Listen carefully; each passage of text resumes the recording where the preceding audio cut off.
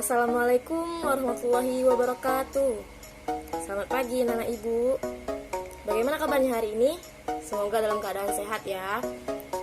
Walaupun belajar dari rumah aja, ibu harapkan anak-anak ibu tidak patah semangat, tidak putus asa dalam mempelajari materi kimia. Oke, sebelumnya perkenalkan, nama ibu Sumiati dari Universitas Maritim Raja Ali Haji, program studi pendidikan kimia. Jadi selama satu semester ke depan ibu akan membimbing kalian dalam mempelajari materi kimia dan juga didampingi oleh Bapak Mustafa Kamal. Oke, semoga pembelajaran selama dengan ibu bisa berjalan secara lancar dan bisa membuat anak-anak ibu sekalian paham mengenai materi kimia yang sebenarnya itu tidak sulit. Oke, sekarang kita akan memasuki materi mengenai lambang unsur. Nah, sebelum memasuki materi, alangkah lebih baiknya anak-anak ibu bisa memahami kompetensi dasar yang akan dicapai dalam pembelajaran kali ini. Nah, yang pertama ada 3.1 yaitu menganalisis lambang unsur, rumus kimia, tata nama senyawa sederhana, dan persamaan reaksi. Nah, untuk kompetensi dasar 4.1 yaitu mengintegrasikan penulisan lambang unsur dan rumus kimia dengan persamaan reaksi kimia berdasarkan kasus-kasus dalam kehidupan sehari-hari. Nah, itu merupakan kompetensi dasar pada materi lambang unsur kali ini. Selanjutnya, tujuan pembelajaran yang akan dicapai pada pembelajaran kali ini yaitu yang pertama, peserta didik mampu menuliskan lambang unsur. Kemudian yang kedua, peserta didik mampu menentukan lambang unsur logam dan non-logam. Kemudian yang ketiga, peserta didik mampu menentukan nama Latin dan nama Indonesia dari unsur logam dan unsur dan non-logam. Nah, itu merupakan tujuan pembelajaran kita pada pagi hari ini. Berikut materi yang akan kita bahas dalam 3 minggu ke depan. Nah, minggu ini kita akan membahas mengenai materi lambang unsur. Minggu depannya lagi kita membahas mengenai reaksi kimia dan persamaan reaksi untuk minggu setelah reaksi kimia. Nah, bisa dimengerti anak-anak ibu? Oke, hari ini kita akan mempelajari mengenai lambang unsur. Mungkin anak-anak ibu sudah mempelajari mengenai apa itu unsur, apa itu senyawa, dan apa itu campuran dan lain sebagainya pada pertemuan sebelumnya. Hari ini kita fokus kepada lambang unsur. Di sini terdapat lambang dan unsur. Apa sih maksud dengan unsur? Ibu akan mengulas kembali mengenai unsur. Nah, unsur adalah zat tunggal yang tidak dapat diuraikan lagi menjadi zat-zat yang lebih sederhana dengan reaksi kimia biasa. Nah, itu pengertian dari unsur. Unsur yang ada di sekitar kita itu sangatlah beragam, seperti oksigen, kemudian hidrogen, perak, emas. Nah, itu merupakan unsur-unsur kimia. Jadi unsur-unsur yang ada di kehidupan sehari-hari ini terdiri dari seperti yang digambar PPT, itu ada emas, ada besi, dan aluminium. Mungkin ini sering anak-anak ibu temui di kehidupan sehari-hari ya. Nah, jadi itu merupakan satu unsur kimia yang sangat dekat di kehidupan kita. Jadi sebenarnya unsur-unsur ini tidak hanya terdiri dari yang seperti ibu sebutkan tadi, seperti emas, besi, dan aluminium saja, tetapi ada 100 lebih unsur yang telah ditemukan di bumi dalam kehidupan sehari-hari.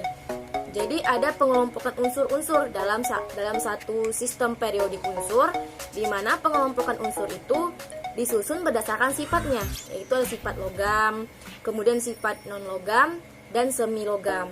Nah, itu merupakan pengelompokan unsur dalam sistem periodik unsur. Nah, sebanyak 118 unsur telah diidentifikasi. Yang 94 diantaranya itu terjadi secara alami di bumi. Jadi memang sudah ada di bumi, di dalam alam. Sedangkan sisanya yaitu 24 unsur sisanya itu merupakan unsur sintesis, artinya unsur buatan yang dibuat oleh para ilmuwan. Nah, itu 100 lebih unsur yang ada di alam atau di bumi kita ini dan kehidupan sehari-hari kita. Nah, ini ada gambar tabel periodik. Mungkin anak-anak itu sudah punya tabel periodiknya. Nah, di sini ada banyak sekali unsur, ada 118 unsur yang telah disusun berdasarkan sifat-sifatnya yang telah ditemukan oleh para ahli dan memang ada di bumi. Ada ada 115 unsur, yaitu ada seperti H atau hidrogen, kemudian litium, natrium, dan lainnya. Nah, selanjutnya kira-kira pernah terpikirkan nggak sih oleh anak-anak ibu apa itu seperti huruf H, huruf F, huruf O, kemudian ada huruf AU dan AL.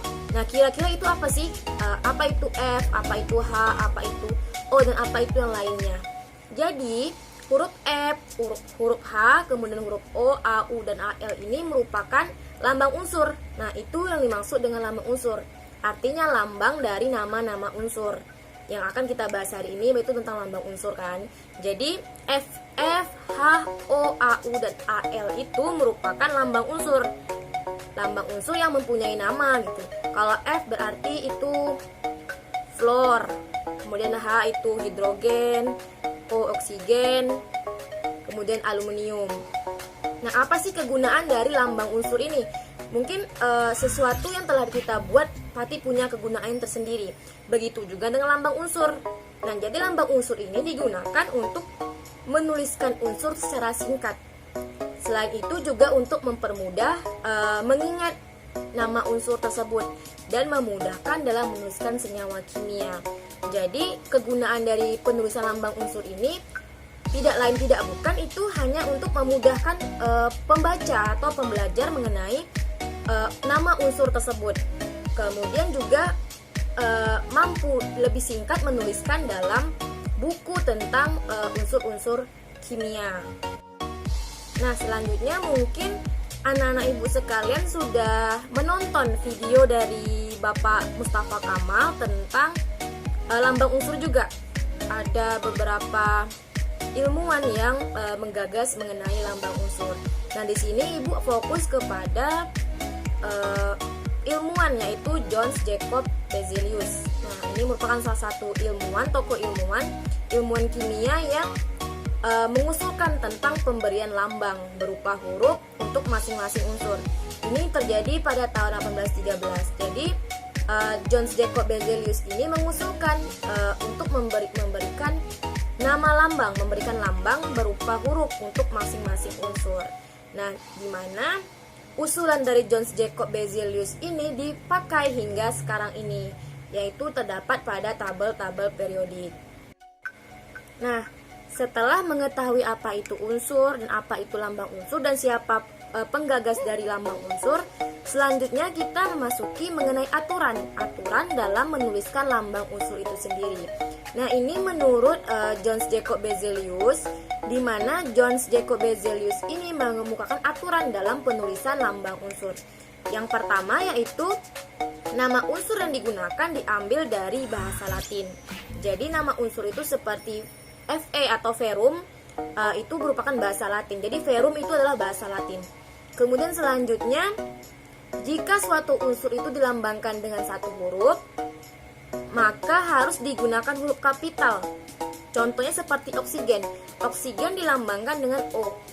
O-nya huruf besar. Dan kemudian seperti hidrogen, huruf H, dan karbon huruf C. Nah, itu jika dilambangkan dengan satu huruf. Nah, yang ketiga yaitu jika suatu unsur dilambangkan dengan dua huruf, maka huruf pertama itu menggunakan huruf kapital, artinya huruf besar, dan huruf kedua menggunakan huruf kecil. Contohnya seperti seng. Seng itu lambangnya Zn, dan huruf Z itu huruf besar, N huruf kecil. Kemudian ada emas. Emas itu lambangnya Au. A huruf besar, U-nya huruf kecil. Selanjutnya tembaga. Tembaga itu dilambangkan dengan Cu. C itu huruf besar, U dan huruf kecil. Nah, jadi ada sedikit perbedaan antara ketika kita menuliskan lambang unsur dengan huruf besar dan huruf kecil, dengan huruf besar dan sama-sama besar gitu. Contohnya seperti kobalt. Kobalt itu dilambangkan dengan CO. C besar dan O kecil. Jadi kalau seandainya dituliskan menjadi C besar dan O besar, artinya sama-sama huruf besar, maka itu bukan lagi disebut lambang unsur, tetapi lambang senyawa. Jadi lambang unsur itu terdiri dari huruf besar dan huruf kecil. Sementara lambang senyawa terdiri dari huruf besar dan huruf besar. Nah, itu yang membedakan antara lambang unsur dan lambang senyawa. Jadi kalau seandainya huruf besar sama huruf besar seperti seperti CO. CO berarti itu karbon monoksida. Artinya karbon monoksida itu tersusun dari unsur karbon dan unsur oksigen. Nah, begitu ya. Nah, setelah mengetahui aturan dalam penulisan lambang unsur, kemudian kita memasuki mengenai bagaimana menentukan lambang unsur logam dan unsur non-logam. Nah, jadi dalam tabel periodik tadi ada beberapa sifat dalam unsur, seperti ada sifat logam, semilogam, dan non-logam. Kali ini kita akan membahas mengenai sifat unsur logam dan non-logam. Jadi ada beberapa contoh unsur-unsur yang termasuk dalam logam itu seperti di gambar. Ada emas, kemudian ada aluminium, kemudian ada besi. Nah, itu merupakan contoh dari unsur logam. Nah, bagaimana dengan non-logam? Nah, non-logam ini seperti belerang, kemudian fosfor dan natrium. Nah, ini merupakan beberapa contoh dari unsur logam dan non-logam dalam tabel periodik.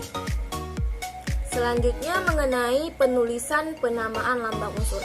Tadi kita sudah membahas mengenai aturan penulisan lambang unsur.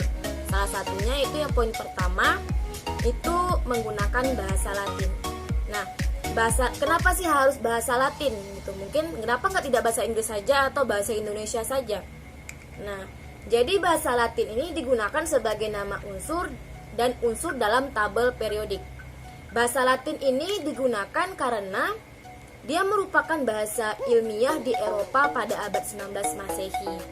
Jadi saat mulai dilakukan periodisasi dan penggolongan terhadap unsur di alam itu menggunakan bahasa Latin. Contohnya seperti Fe.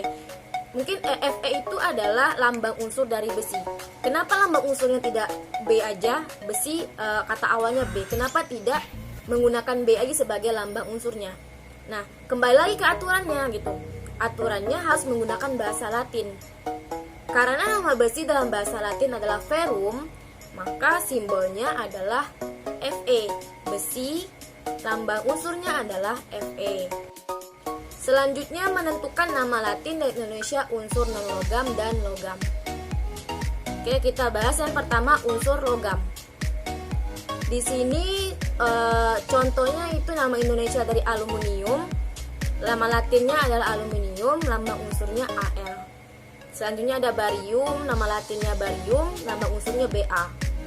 Selanjutnya juga ada besi, nah besi yang sudah kita bahas tadi, besi itu nama Latinnya ferrum, sehingga lambang unsurnya Fe. Kemudian emas itu nama Latinnya aurum, jadi dilambangkan dengan Au. Dan begitu seterusnya sampai ke bawah. Nah, bagaimana dengan non-logam? Sama saja. Jadi misalnya seperti belerang. Belerang itu nama Latinnya sulfur, sehingga lambang unsurnya S. Bromin nama Latinnya itu bromium, sehingga lambang unsurnya Br. Huruf B-nya huruf besar, R-nya huruf kecil. Kemudian ada fluorin. Fluorin itu nama Latinnya fluorin, sehingga lambang unsurnya huruf F. Dan begitu seterusnya sampai ke bawah.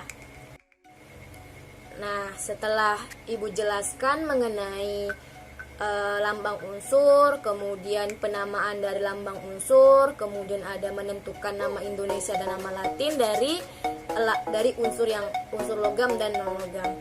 Sekarang kita masuki ke contoh soal. Seperti ini slide, yang pertama itu tuliskan lambang dari unsur natrium, nikel, dan neon. Nah, bagaimana cara penyelesaiannya? Kita tetap mengikuti aturan dari penulisan lambang unsur. Sesuai aturan, penulisan lambang unsur itu diawali dengan huruf besar, huruf kapital, kemudian baru diikuti huruf kecil. Jadi, berdasarkan contoh, lambang dari natrium itu artinya Na. Kemudian nikel itu adalah Ni, N-nya besar, I-nya kecil. Kemudian neon. Neon itu lambangnya Ne. Jadi lambangnya hurufnya N huruf besar, E-nya huruf kecil. Nah, jadi begitu ya cara kita menentukan penulisan lambang unsur. Sampai di sini mungkin anak-anak ibu ada yang ingin ditanyakan. Jika ingin ditanyakan silakan ditanyakan di grup WA saja.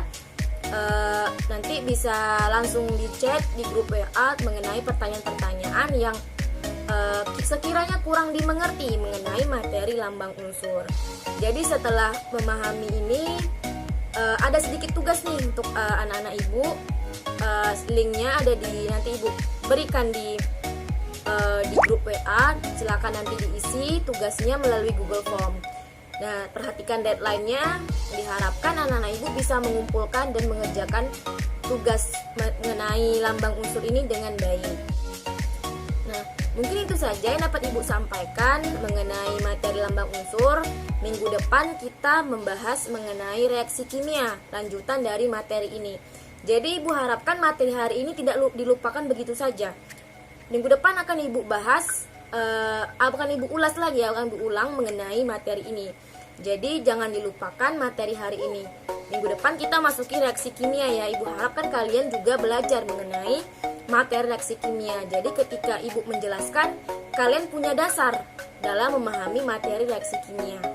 Oke, mungkin itu saja yang dapat ibu sampaikan. Terlebih dan kurang ibu mohon maaf. Wassalamualaikum warahmatullahi wabarakatuh.